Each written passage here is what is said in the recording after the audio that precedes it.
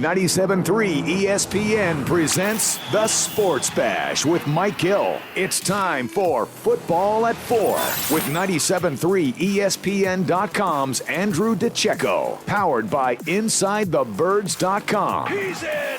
Touchdown! Now, live from inside the Matt Black Kia Studios, it's Football at 4.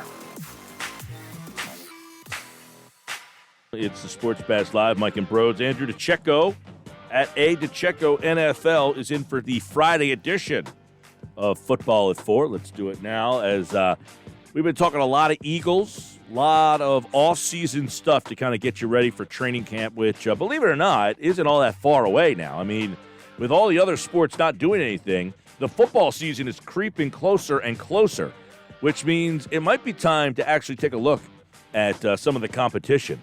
Let's take a brief look now at some of those teams with Andrew DiCecco here on the Sports Bash Live 97.3 ESPN, the free mobile app. All right, Happy Hour Friday. You better be prepared today, A. DiCecco. What is the Happy Hour Friday beverage for you? You know, I live just outside of Westchester, so probably something from Levante Brewing. They make a nice IPA, so I like to support them any chance I can. All right, so this time you had something a little bit more prepared. Here we go. Broad said he's getting something this weekend. I'll give you my pick later on. All right, let's look at no White Claw. No White Claw from you guys. He brought the White Claws to my house last weekend. I appeased him, but I mean I was one and done. I saw that picture. I was passing them out to my buddies, like, "Hey, anybody want one of these?" Yeah, guess what? They were like, "Yeah, bring them on, baby." There you go.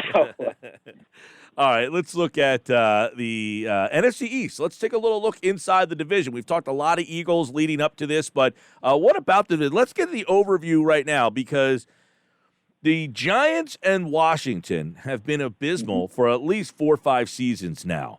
Is it about time that this division gets a little bit more difficult? Do you think that those two teams have improved to make this more than a 2-team race?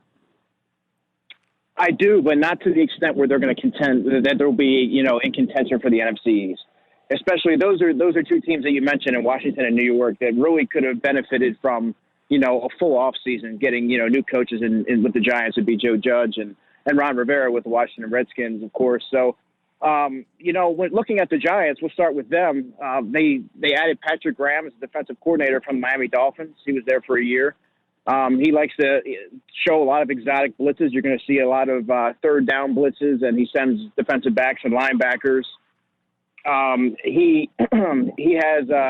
Apparently he's going to be using a lot of the different concepts from his stops along the way. He was with the Patriots, so it's going to be a blend of things he's kind of gathered throughout his NFL career as a coach. And then you're going to see a receiving core that they don't necessarily have the size. They do have some speed with Darius Slayton, but you have a collection of slot receivers essentially in Golden Tate and Sterling Shepard. Now, Evan Ingram is going to be the player to watch here. If he can remain healthy, you look at what Jason Garrett, who's their new offensive coordinator, his history of using 2 tight end sets and getting creative in how he can move certain weapons around. I think you're going to see, Evan Ingram split out wide. You'll see him in different formations there. So if he can stay healthy, he's going to be a player to watch, especially for fantasy purposes. He'll be a guy to keep an eye on. So there's a lot of talent there in New York. I just don't necessarily think that they're going to have the time to kind of come together quick enough to get everybody on the same page. And especially with Daniel Jones, you saw what he was able to do at the end of last season. He really put together a string of games that was encouraging, but now you have to get used to, different verbiage, new concepts, and get used to what Jason Garrett likes to do, because it's going to be it's a vastly different system from what he's used to. Do you think that Darius Slayton could cause trouble for Darius Slay?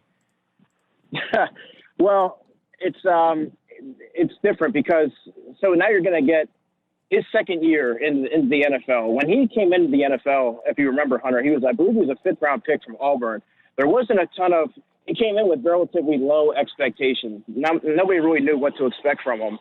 But he was kind of thrust into the lineup out of necessity, and teams didn't really have a chance to game plan for him. And he was just taking the top off guys. You saw what he did to Ronald Darby and the Eagles secondary, of course. So Now it'll be interesting to see how he fares against NFL, like starting caliber corners, knowing that, teams have a full offseason to kind of evaluate him, what he does well, some of the things that he doesn't do well, and kind of take advantage of that matchup. But he does have the speed, and he does have a very efficient release off the line. So those are two things right there that's always going to give you somewhat of an advantage in every game.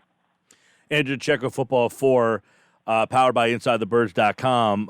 Washington, the last couple of years, their big problem has really been skill positions. I mean, the quarterback has been abysmal there. They've really had no, big-time wide receivers. How is their offense, with Haskins? How do you perceive the offense to be? Rivera's a defensive-minded guy. So how will the Washington offense look? So he brought with him Scott Turner, who was the quarterback's coach for Carolina, and he was the interim offensive coordinator. He got his position elevated. You're going to see what he's known for is kind of giving quarterbacks the flexibility to have a little bit more freedom at the line of scrimmage and pretty much simplifying things.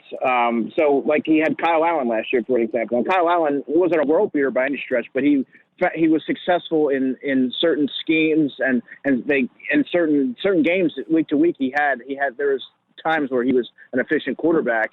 And Teddy Bridgewater, going back even further with the Vikings, he had some spurts of good play, and that was with Scott Turner. He also mentioned in his video conference that he mentioned three guys: Steven Sims, his wide receiver, Antonio Gibson, and J.D. McKissick. Those are three guys that are explosive, fast, and effective in space. And he kind of mentioned that he was looking to find creative ways to get those guys the football. So you're not going to see a traditional Washington offense that we've grown accustomed to in recent years. I think you're going to see a lot of movable parts, a lot of speed, and a lot of guys taking advantage of one-on-one matchups. How about Jordan Reed? Do you think he will continue to go out there after all these concussions? No, I think that's when you look at the Washington offense, I think that's the one weak point there is the tight end position. Jordan Reed, when he's been healthy, as you know, he's been very effective. He's been an eagle killer, something of an eagle killer in his career. But that's a guy that you can't necessarily go into the season counting on. But they do have a young contingent of pass catchers that I'm pretty intrigued with. Steven Sims is another guy who made the team as an undrafted free agent last season. I believe he had like 26.5 yards per kick return or something like that, and he contributed with 34 catches on the year, I believe. So, and he started to build that rapport with Dwayne Haskins. I think I saw a video of him working out with him, getting that rapport down. So he's a guy I expect to take that next step. Obviously, Terry McLaurin, he closed in on 1,000 yards last season, didn't quite get that. I think you're going to see him eclipse that 1,000 yards and take that next step towards NFL stardom. And then you have Trey Quinn from SMU. He stepped up last season, and he's going to have another year moving forward. And they drafted Antonio Golden from Liberty. He's 6'4", not a burner, but he has that height, and he's good at high pointing the football and taking advantage of contested catch situations. So I think that when you see when looking at the Eagles secondary, they don't offer a ton of size. So if he's able to get on the same page this summer and can contribute to the offense, he can give teams some problems there. All right, Football 4, Andrew DiCecco, powered by Inside the Birds. What about Haskins? What should we, is this guy I don't want to say, a franchise quarterback? When you say that, you think of like Tom Brady, Aaron Rodgers, but is he a starting quarterback that can take a team to the playoffs and then who knows? Well, right now there's not enough data to say one way or the other. I think he really needs another season before we can actually label him as a bona fide NFL starter, a fringe starter, or somebody who's going to kind of flame out and be more of a backup for his career. He showed signs, just like most rookies, just like Daniel Jones. He showed signs of being a competent player, the guy that they drafted him to be. But then there's also times where maybe whether it was the offensive system that didn't quite fit his skill set or just, mechanical issues that he kind of struggled there. But, now he's getting this work in. We talked about Carson Wentz earlier this week, getting that work in Houston. Now you see Dwayne Haskins also taking advantage of some of this downtime, getting on the same page as some of his offensive weapons. So he's taken the necessary steps. Now we just need to see if he's able to put it all together. Again, he's going to have to get adjusted to a new offensive coordinator. And so that's not necessarily, an overnight fix. So it all depends on how quickly he's able to retain information and apply it to the field. Yeah, one thing when, the Eagles open up with Washington, by the way, And you look at when the Eagles match up with them, one problem has constantly been their pass rush. It seems that the Eagles with Lane Johnson and Jason Peters, even with those two guys, they've still had their issues. And you wonder, what is the Washington pass rush and defense going to be, and how is it going to be different now with Ron Rivera? Well, to me, Washington has the top defensive line in football, and it's not necessarily close. Not just their starters. You have Montez Sweat, you got Ryan Kerrigan, you have Deron Payne. You have backing them up, you have Matt Ioannidis, you have Trayvon Hester, who was formerly with the Eagles. And you have Caleb Brantley from Florida, I believe. So you have not only is your first line extremely potent, your second line, and we haven't even gotten into Chase Young yet, who they've added. So I mean, you have this, you're at least 8 pass rushers deep. So they're not going to put up a ton of points, but their pass rush is going to keep them in games. Might even win them some close games down the stretch or at certain points of the season, but. I mean, they're going to give – I don't care how good your offensive line is. They have the talent up front to give pretty much any offensive line problems. How much credibility, if you will, does Rivera give them as opposed to Gruden being the head coach there? Well, he gives them a lot of credibility. Ron Rivera is a guy who kind of worked his way up the hard way. I mean, let's not forget, he was the Eagles linebackers coach in the early 2000s. And he worked his way up to being, a head coach with the Panthers. Of course, they went to the Super Bowl, and he brings that defensive hard-nosed mentality. A lot of guys like playing hard. They play hard for Ron Rivera, and I think being able to command a room like he has over the years, and having that lengthy resume that he has, it's really going to resonate with a lot of guys. So that was a great hire, in my opinion, by Washington. Does anyone know what to expect from Joe Judge? Joe Judge, I don't know if you heard the latest Inside the Birds podcast with Greg Cosell, but he wasn't too familiar with Joe Judge either. I don't think anyone knows what to fully expect from Joe Judge other than him coming from, a winning organization. He was an assistant coach with Alabama, and he was with the Patriots for a number of years. So I would anticipate seeing some Belichick concepts with Joe Judge and kind of that type of demeanor. And being in those type of systems, being with Nick Saban and Bill Belichick, they're going to rub off on you one way or the other. So look for the Giants to be, a more disciplined team and probably a more refined team from what we've grown accustomed to seeing over the past few seasons.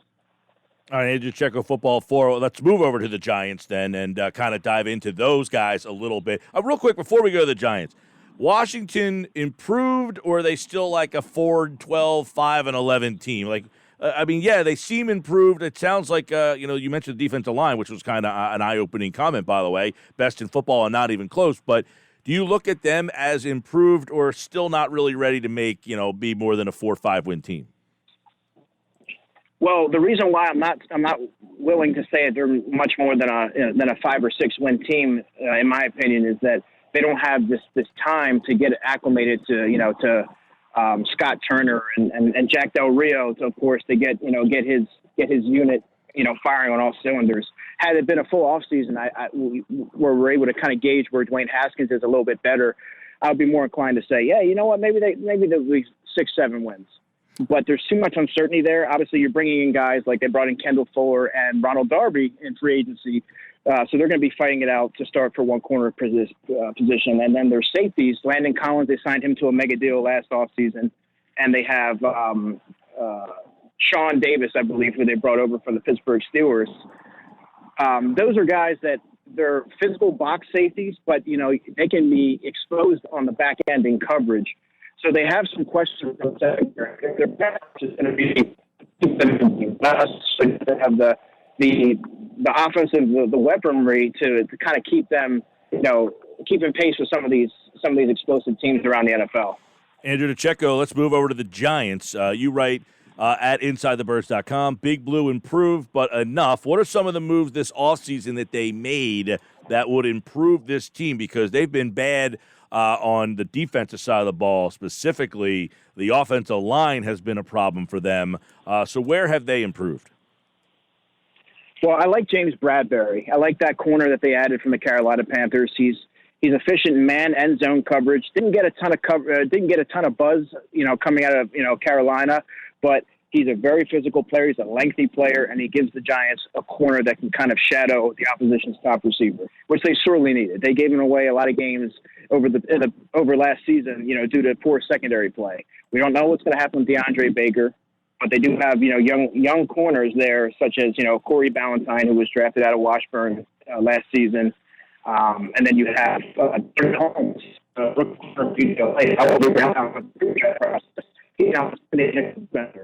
he's immediately, kind of bolster that position there. And then, when you look at the offensive side of the football, what has been their problem over the past number of seasons? Feels like forever. Their offensive line play. They tried everything, right? They brought in Nate Solder. He was a free agent bust. But what I really like what they did in the offseason, drafting him, the offensive tackle in this draft class. And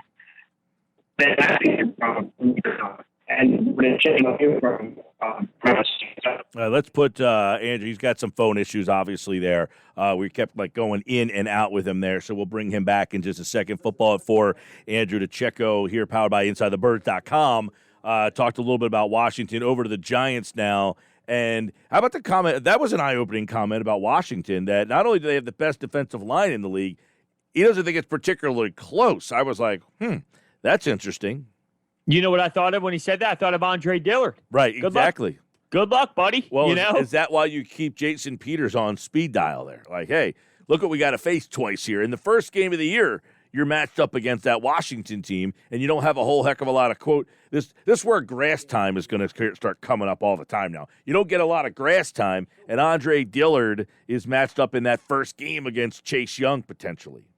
Yeah, that's an interesting matchup. I mean, really, that's something where obviously the standard football fans or the casual football fan wouldn't really be like, "Oh, let's watch a left tackle go up against another player or whatever." But us, that's something that I'm super intrigued by. Well, when you get to that game on the calendar in week number 1, and you're starting to really get into it and break it down, and here we are on game week, you're thinking to yourself, "What's a key matchup?" Well, it's Andre Dillard up against Chase Young potentially. Right? Yeah, I think that's a great conversation to have, and I can't wait to have it that week that you're speaking about. All right, let's go back to Andrew DiCecco. You were talking about the Giants' weakness being that offensive line, and they've been abysmal up front. They've been terrible up front, but they drafted Andrew Thomas, who I felt was the safest of the offensive tackles in this loaded draft class. Really like that. I think he's ready to play. He's a plug-and-play option from day one, and then you added Shane Lemieux. He was a proficient guard from, I believe, from LSU, and then you added Matt Peart, the other offensive tackle from UConn. He's not necessarily ready to play just yet, but they've added young pieces here. It hasn't worked out with Nate Solder, but there's all of a sudden you have a young contingent of offensive linemen that are ready to grow with Daniel Jones. So I like the approach that they took this offseason. They had a lot of deficiencies throughout their entire roster, but I think they've taken the necessary steps to kind of fortify some of those problem areas. Now, one area that they have been pretty good is skill positions. They got Barkley. They drafted Jones, and we'll see with him. You mentioned the wide receivers a little bit earlier there. Do you like where they are with the skill position players? Well, they have a kind of an odd grouping of positional players, right? So I kind of got into it. They have Golden Tate, Sterling Shepard. That's their top 2 receivers. They're best used, running these deep in cuts and slant routes and getting those guys on the move. You saw what Golden Tate had historically after the catch. He's like a running back after the catch. But then you have Darius Slayton, who gives the offense that vertical element. And you have Evan Ingram, who, if he stays healthy, he's going to be the X factor. Obviously, Saquon's the problem. The offense runs through him. But I think the real X factor this year is going to be Evan Ingram because he can do so many different things. He's kind of like, I guess he had like a 75-yard touchdown last season, and he looked like a wide receiver on the move. And so if he can stay healthy and give you a full season of those type of plays, they're going to be in good shape. Now, remember, we're talking about the skill position, but this is going back when they had like Odell Beckham and stuff. Obviously, he's gone, and they brought some new guys in, so they have a different look last year and now moving forward, going forward here. Now, when they match up with Philly, where is that kind of matchup problem for Philadelphia against the Giants? I still think they're going to have to I think the Eagles, we don't know what their secondary is going to be, what they're going to be this season. We know that they have Darius Slay, but then there's a lot of unsettled, a lot of unsettled roster battles that still need to kind of play out this summer. And until we see that kind of take place, we don't know if they've upgraded and they have enough guys to be able to cover, the Giants wide receiving core. So I would say secondary until proven otherwise. I mean, on paper they look like they've made the upgrades, but we still need to see that play out on the football field. Who do you think of these two teams finish last in the division? Unless you think it's either going to be the Eagles or Cowboys, but I highly doubt that. No, I think the Giants finish last in the division, simply because their defense is upgraded, but they don't have a calling card, a signature aspect of their defense. They don't have that vaunted pass rush that the Washington Redskins have. So, and I like Washington's pass catchers, led by Terry McLaurin, but they do have that young group that if they can really put it all together, they can surprise. I don't think New York's ready to take that jump yet. They're headed in the right direction, but not quite there. Real quick, let's flip over to Dallas and kind of get a quick thought on number one. When you stacked them up against Philly right now, which 53, I know that we're obviously not at 53s, but whose roster do you like better? Well, I like the Eagles roster better, but it's close. Obviously I would take Carson Wentz over Dak Prescott. He's a superior quarterback leading the offense. The Eagles have some questions there at receiver. Adam kind of got into that last yesterday when you spoke with him. You have Deshaun Jackson, and a lot is riding on his health. There's a lot of uncertainty behind him. You're not going to start the season without Alshon Jeffrey. You're really counting on J.J. Arcega-Whiteside to take that next step in his development, but we're not sure because we haven't really seen much of him. But obviously Dallas, they added C.D. Lamb. They have Amari Cooper there. But I'm taking Carson Wentz 10 out of 10 times. As far as leading the offense, I think he gives them that added advantage. The defenses are pretty similar, pretty close. Dallas still has safety concern, but the Eagles do have some uncertainty at the safety position as well. So I think it's a lot closer than some may realize, but I like the Eagles. How big of an upgrade is Mike McCarthy over Jason Garrett? I don't necessarily. To me, it's almost like they just kind of swap coaches out. I don't necessarily know that it was an upgrade. It seems more like a lateral move to me. Mike McCarthy had his tendencies caught up to him at the end of his Green Bay Packers tenure, and he didn't really show a willingness to adapt. Same with Jason Garrett. His offenses weren't very imaginative. They weren't very creative. I still think that, he does have a ton of experience, and, maybe he'll change a little bit and really get the most out of Dak Prescott and really maximize the talent he has on offense. But I don't necessarily think that it was such a vast upgrade over Jason Garrett. All right, we will dive more into the Cowboys in the NFC East and some of the other teams around the league as Football at 4 continues throughout the summer. Andrew DiCecco, powered by InsideTheBirds.com. And, of course, you can read more on the Eagles from Andrew at 97.3 ESPN.com. He will be covering the Eagles, hopefully when they get back out there. And it looks like training camp dates could be set here shortly. We'll have all the info here on Football at 4. All right, man, take care. You too, guys. Have a great weekend. And he, like all guests, appeared via the Boardwalk Honda hotline.